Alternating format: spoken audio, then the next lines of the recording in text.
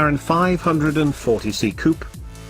The 540c is based on the same underpinnings as its bigger, more powerful and more expensive siblings, the 570s and the 570 GT. You'd have to really know what you're looking for to tell them all apart, though. For the record, the bumpers are slightly different, and the wheels, too, but not much else. There's no badge on the outside that shows that you've opted for the cheapest car in the range, so instead you can enjoy the sweeping bodywork that's derived from aerodynamic performance as much as anything else. McLaren includes 19-inch alloy wheels at the front and 20s at the back, housing iron brakes or carbon ceramics if you pay extra. Blue or silver paint is standard, but you'll have to pay more for any other colors. Practicality probably wasn't a priority for the 540c's designers, although one of its marketing taglines is for the everyday, so it needs to be tolerable to live with. Space is sufficient for 2 large adults, and there are a couple of cup holders and a storage space under the armrest, as well as some small door pockets and a glove box. A decent-sized shelf behind the seats can cope with a couple of weekend bags, and there's a small boot space under the bonnet that'll swallow a couple more, but don't expect to be able to fit full suitcases in there. Driving the 540c is a joy, as it's one of the most well-balanced and communicative sports cars on sale. The ride is firm, as you'd expect for a car of this type, but considering its performance potential it's remarkably civilized over bumps.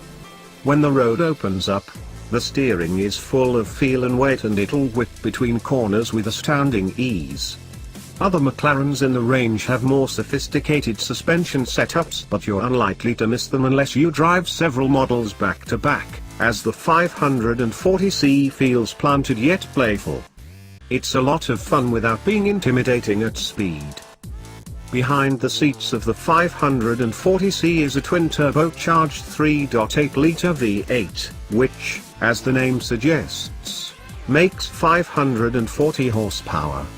That's plenty in any car, let alone a lightweight sports car made largely from carbon fiber, and consequently the McLaren is a very, very rapid machine. Despite all that power, it's easy to drive around town, and the automatic gearbox is unobtrusive, quick to respond and silky smooth. Open it up and the delivery is constant and insistent and hammers on the speed from around 3,500 revolutions per minute. Sure, it's not quite as ludicrously powerful and frantic as other McLarens, but that's why it's cheaper. It doesn't have the multi-layered sound of the V10 found in Audi's R8, either, but it still emits a pleasing roar as the horizon hurtles closer. Hit the brakes and the pedal travel is long and weighty enough to allow inch-perfect modulation, which should please those that take the 540c onto a circuit.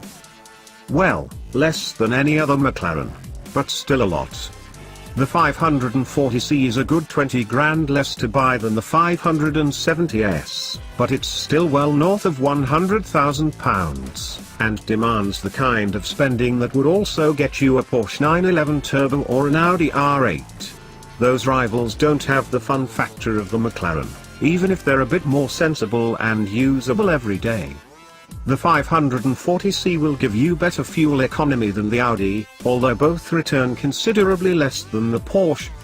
The 540c won't be cheap to service and maintain, either, but we expect the McLaren to hold its value well compared to both the rivals mentioned, which could make it much easier on the wallet overall.